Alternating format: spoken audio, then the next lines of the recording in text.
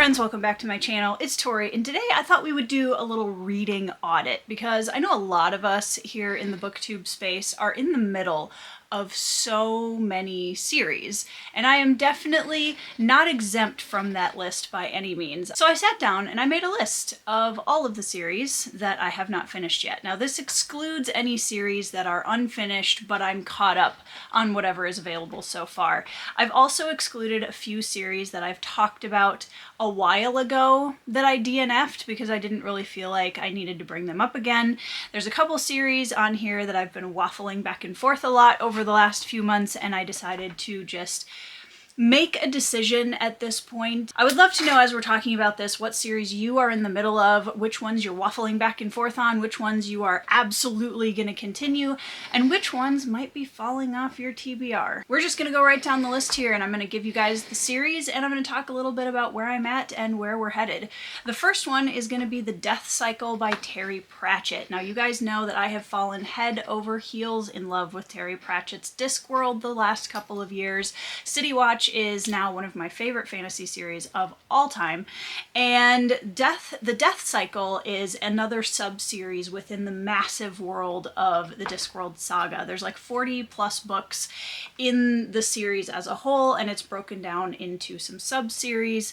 So I've been reading The Death Cycle, and I have one book left, which is Thief of Time, and I will be listening to this on audiobook. I have started it, and I just need to find some time to sit down and finish it, and it is going to feel amazing to have this as a second sub-series of Terry Pratchett's under my belt, because I just can't wait to get more of the Discworld. So I feel like this one was an easy one to start with because I'm pretty sure everybody on the channel knows at this point that Pratchett's pretty safe on a list like this, but I am genuinely really excited to finish the Death Cycle books and then potentially read some standalones from the Discworld series. So we'll see after I finish Thief of Time where we're gonna go from there. The next one is Dresden Files by Jim Butcher. This is a series that a lot of people warned me against in the first few years that I was on Fantasy Booktube, and having read 1 2/3 books of the series, I can see why, for sure.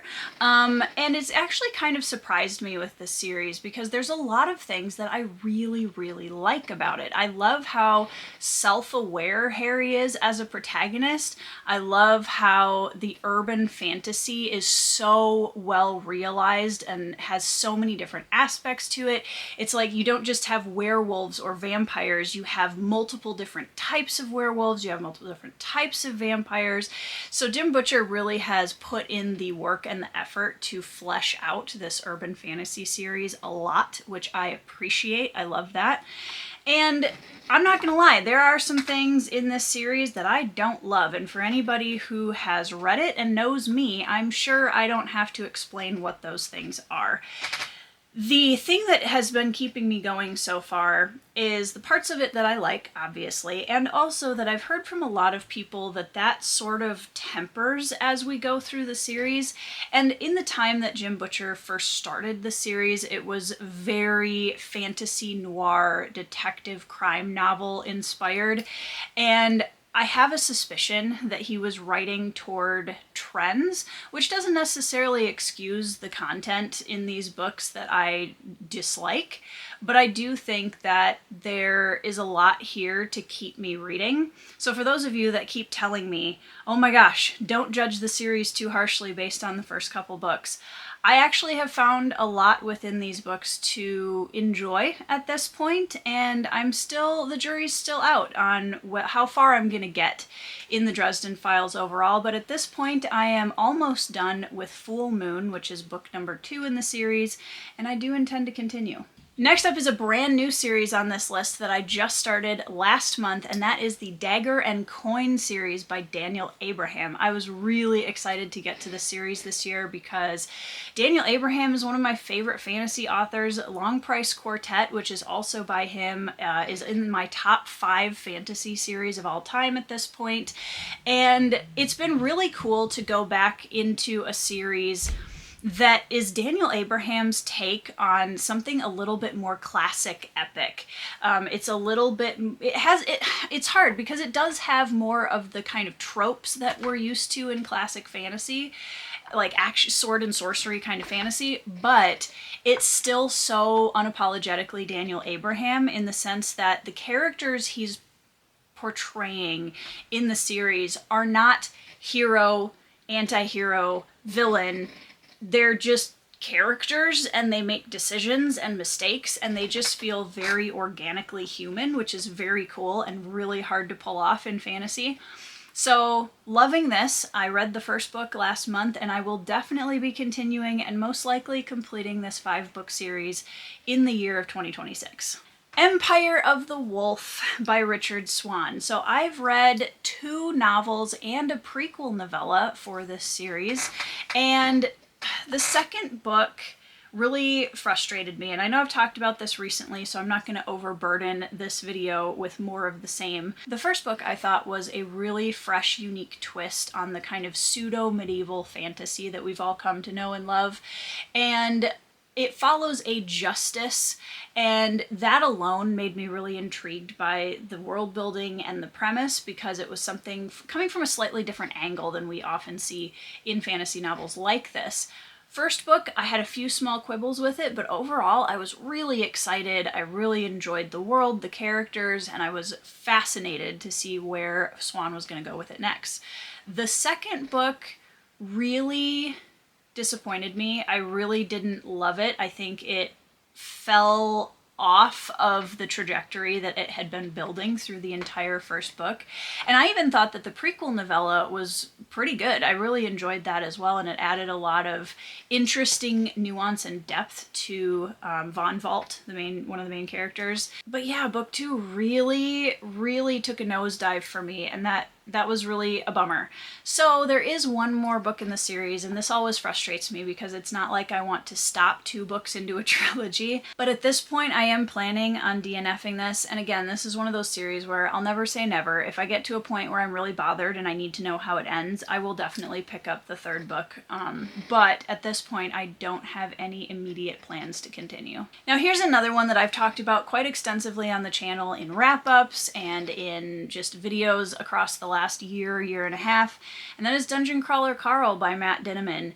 Now, a lot of you have potentially heard me say that I was planning on DNFing this, and I wasn't sure that I was going to continue, and this is the place where I am just going to commit and say that I am officially going to DNF Dungeon Crawler Carl. I did get through 3 books in the series, and I know a lot of people have mixed opinions on the plot of book 3. It is very chaotic, it is incredibly difficult to follow, and it kind of makes the whole experience a little bit frustrating. It wasn't honestly that. If I hadn't had any other quibbles with the series, I probably would have continued. And there are a lot of things to love in this series, and I completely understand why so many people have latched onto it, because the character work is great. It's very witty. It speaks to the heart of a nerd very well.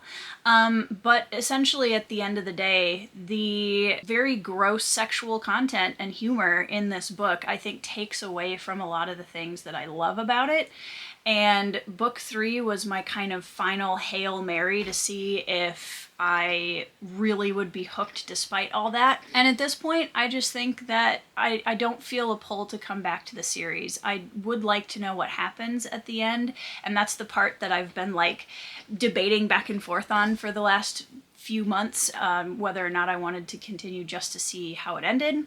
But I don't think so. I think, if anything, I can talk to my husband about it because he's read the entire series, and he had many of the same issues that I did and told me that a lot of the issues that I have with it don't disappear as the series goes on. So I am officially letting go of Dungeon Crawler Carl after 3 books in the series, and I feel a little sad about it because there are some characters in the series that I love, but ultimately it's not one that I find myself pulled back to. Malazan Book of the Fallen by Steven Erikson. This has been the longest running series I'm in the middle of for about probably close to 15 years now. I started Gardens of the Moon when I was in college, when a friend handed it to me when he found out I was trying epic fantasy, adult epic fantasy for the first time. It took me about 10 years to get through the first 4 books, and after that I put everything on pause because I had 3 very small children and I did not have the brain cells to manage a Malazan Book of the Fallen read. As we went through the series on a reread, I got through book 1, got through book 2, really enjoyed my experience with both of those. Dead House Gates book 2 is one of my favorite fantasy novels of all time.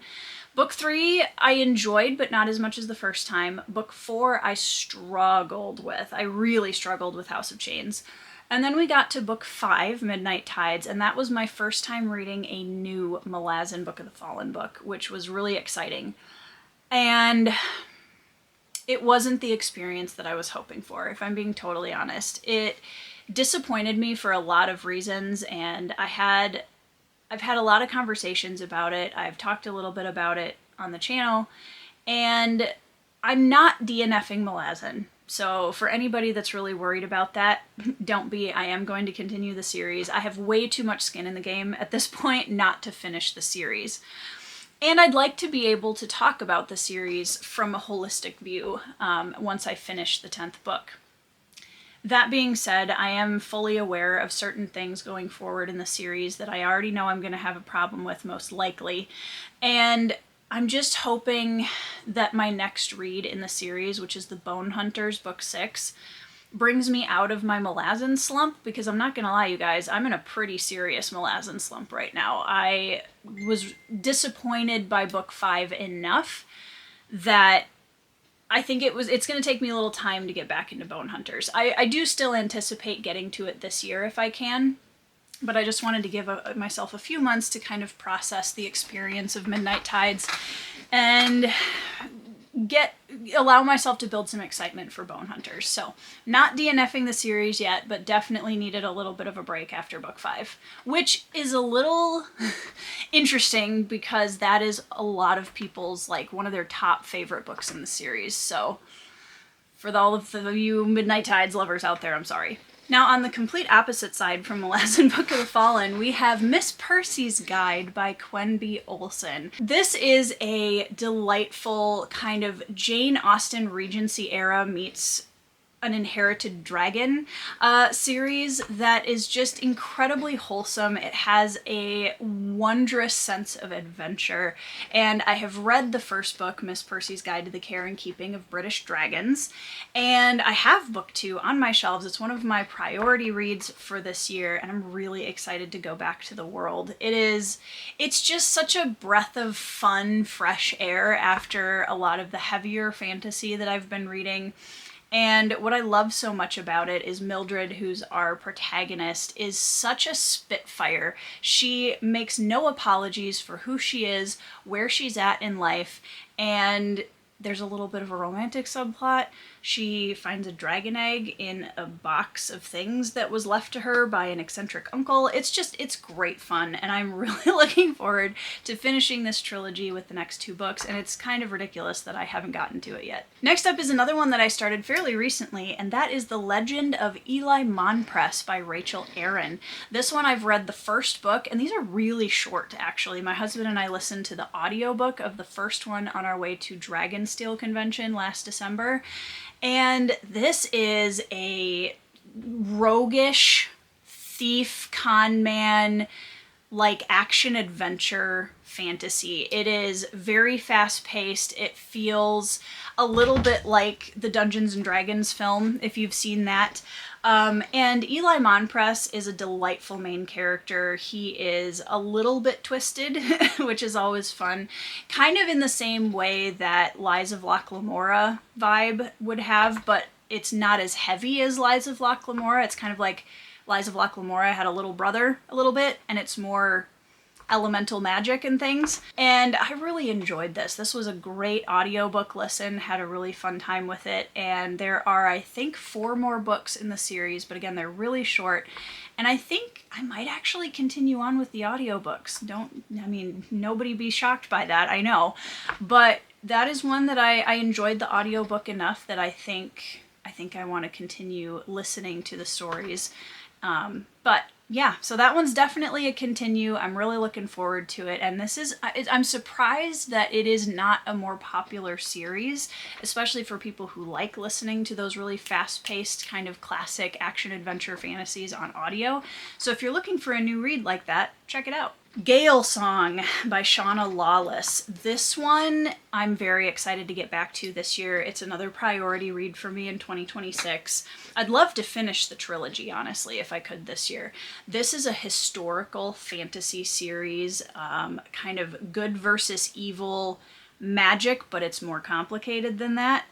And two different families with a lot of magic who are trying to hide away from regular human society in this ancient Irish land start to go after each other. And it is the atmosphere of this trilogy is so powerful.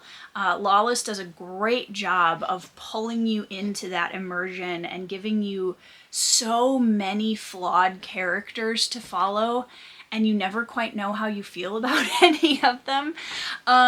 It's really, really good. Highly recommend it, and I'm really looking forward to checking out the second book, The Words of Kings and Prophets, this year. Yeah, definitely a continue for me on this one. Next up is the Hanivar Chronicles by the late Howard Andrew Jones. I've read Lord of a Shattered Land, which is the first book, and I believe there are two more that he published before his recent passing. And even though I don't know what the future of the series is in terms of a completion, I am really looking forward to reading the next two books, because the Lord of the Shattered Land, honestly, is one of the most unique fantasy reads, sword and sorcery fantasy reads I've had in a long time. It's almost episodic, where Hanivar is on this quest to find and free his conquered people that have been scattered throughout the lands of the people who conquered them. And every chapter of the first book has almost a different subgenre to it, which is fabulous. There's one that even feels like a haunted escape room. And it's just so bingeable. I could not put that book down, and I do have book 2 on my shelves, and I'm really looking forward to continuing this year. Another priority read for me in 2026. So yeah, this one is a definite continue for me. Next up is the Collation Saga by my friend Andrew D. Meredith, which begins with Deathless Beast.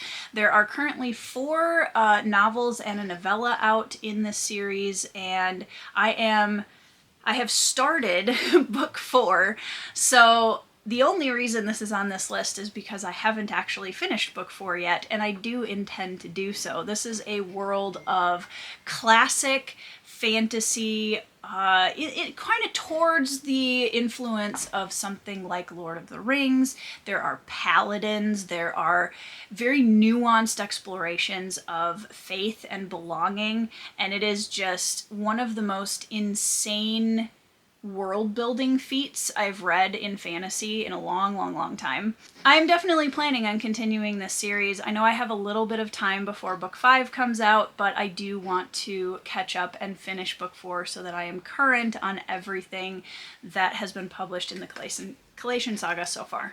Seven Waters by Juliette Marillier. This is a series that begins with Daughter of the Forest, which you guys know is one of my favorite fantasy books I've read in the last few years.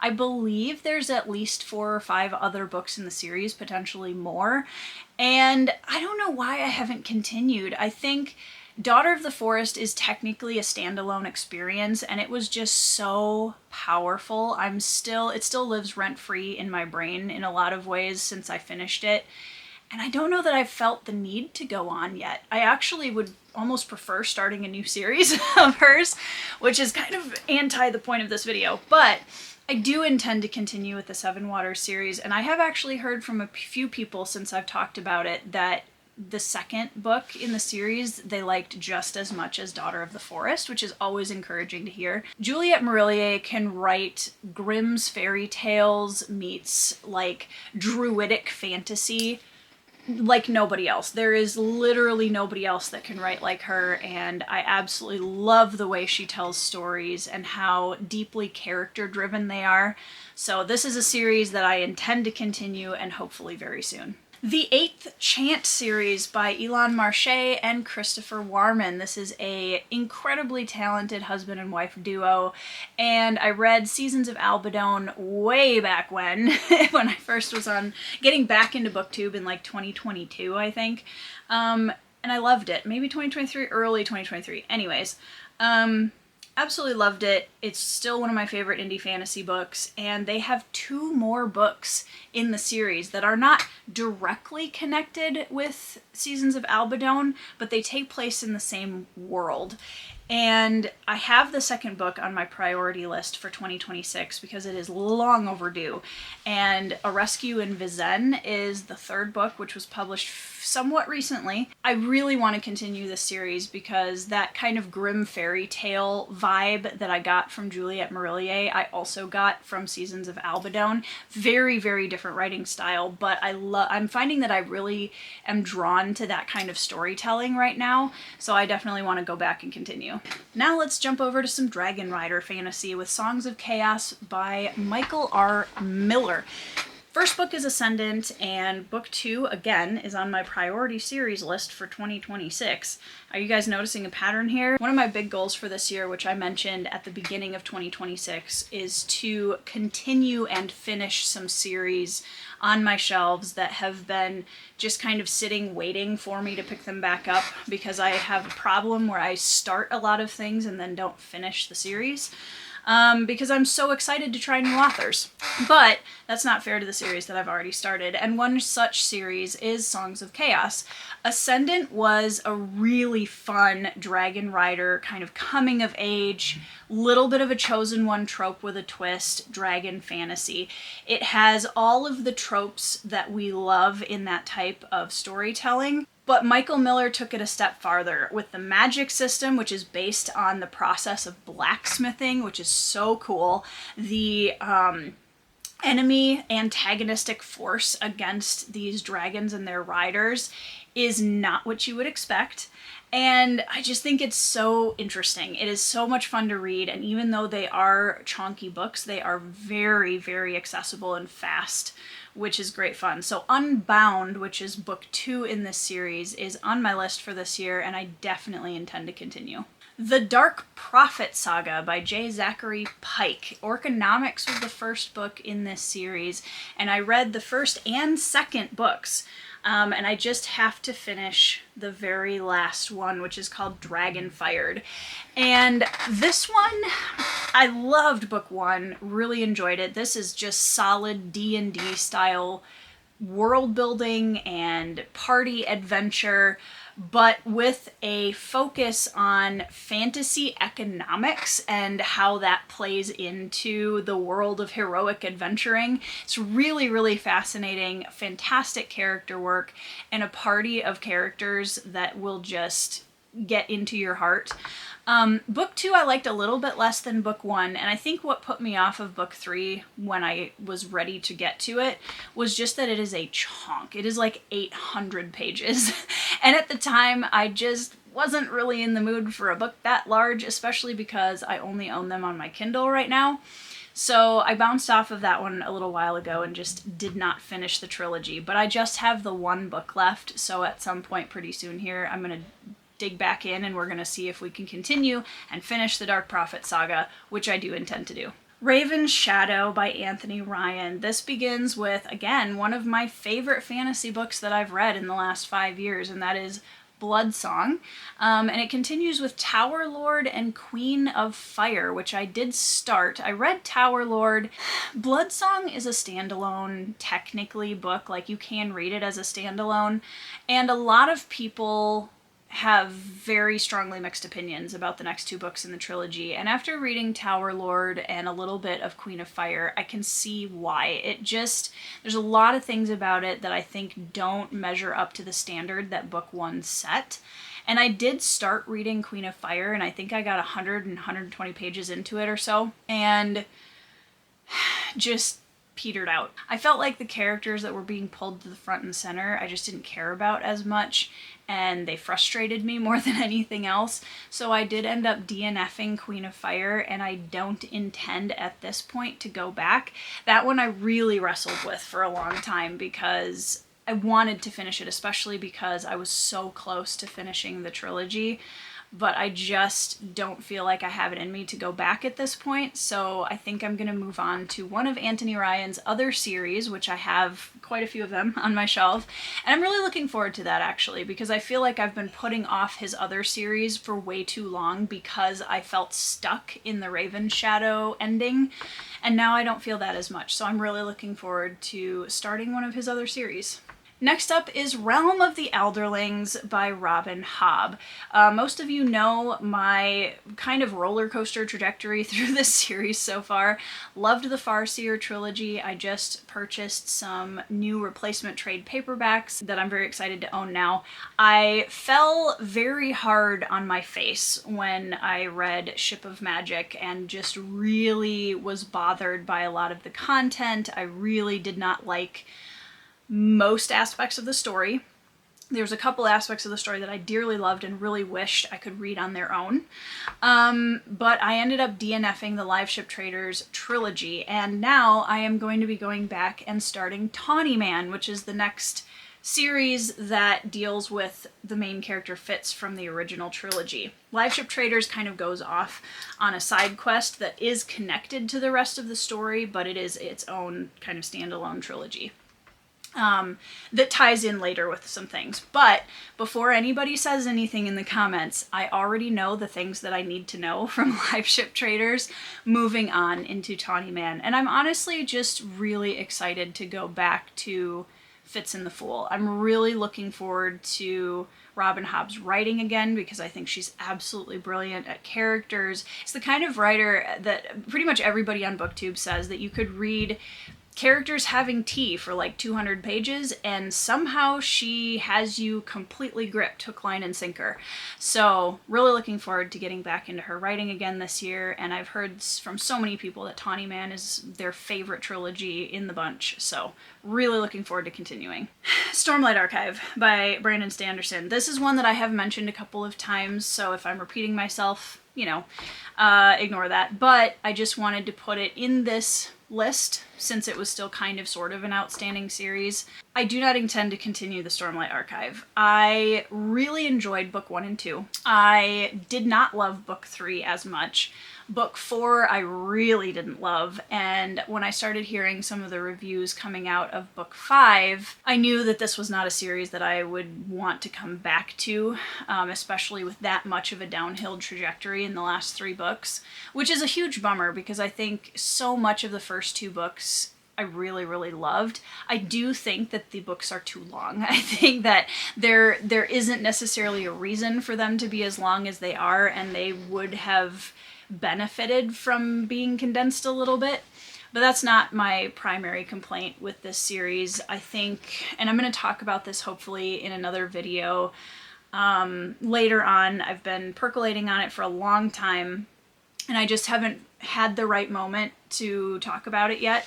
But some of the ways that the fandom influenced the way that Sanderson portrayed certain mental health themes in this series, I think is incredibly frustrating and damaging. And also it turned into, in my opinion, toward the end of the series, the characters all kind of became talking heads for Brandon Sanderson wanting to hammer home some themes, and that's just not the type of book that I want to read. So the Stormlight Archive is one that I will be DNFing officially. I don't intend to continue with that one, but I did still really enjoy the first 2 books, and I do think that there's a lot in the Stormlight Archive to love. Next up is The Book of Astea by Zamar Amer, and this is a duology. It's a very short little series. I had read the first book, which is called The Riven Earth, last year, and I own the second book, The Sundered Moon, so I do intend to finish the duology. Some of the world building in this series, it is very environmentalism, very elemental, it is very you know, man versus nature kind of storytelling. And I really enjoyed a lot of the setup of the world and the characters and the creatures in book one. There were some content things in book one that I did not jive with. I do still intend to finish the duology. Like I said, I have book two and I would love to maybe get to it this year. I don't know, because it's a very, very unique and interesting world, and I'm curious to see how Zamar ties it all together at the end. And I'm also fascinated by duologies in general. I think it is so cool when an author can tell an epic story with two books. So I really look forward to continuing that and finishing the duology. Last but not least, we have The World of the Five Gods by Lois McMaster Bujold. I've read 2 of the 3 books, and they're all technically standalones that are loosely tied to each other. I read Curse of Shalion, which is an incredible book. I also read Paladin of Souls, which I did like slightly less, and I have The Hallowed Haunt left. And I've heard from a lot of people that this 3rd book is like probably their least favorite of the 3, so I'm not in a huge rush to get to it, but I do intend to finish it at some point. Bujold has such an incredibly beautiful prose storytelling style. For those of you that are prose connoisseurs, you should definitely check out Curse of Shalion, especially because the way that the story is told is so nuanced and beautiful and prosy in the best way. It doesn't feel overburdened or that it's trying too hard. It just feels like somebody who has a beautiful command of the English language, and it was really fun to read. Darker than I was anticipating. There's some death magic. There's a mentor character who is the main character of the book, and he's fabulous. And it was just a fantastic read. Paladin of Souls follows a character that we meet as a side character in Curse of Shalion, and I enjoyed some aspects of that story, but not nearly as much as Shalion, and I really don't know what to expect with book 3, but I do intend to finish it and have read all 3 of her World of the Five Gods novels. Alright guys, that is my reading audit of all of the fantasy series that I am currently in the middle of. That was a long list, you guys. I'm feeling very good about my decision to focus on continuing series this year, and I've actually really enjoyed doing that so far. I know we're about halfway through the year, which is crazy. And I have been able to continue and even finish some series, which feels fantastic. And again, I'd love to know down in the comments what you're in the middle of. I'd love to know what series you're continuing, which ones that you've decided to DNF. If you DNF, I know some of you in the audience are some crazy completionists, and I respect that. Couldn't be me, but I respect that. Yeah, and if you think I've made massive mistakes, I'm sure you will let me know down in the comments as well. I hope that you guys are having a phenomenal week. I hope you are reading some 5-star reads and getting those series complete, and I will see you in the next video.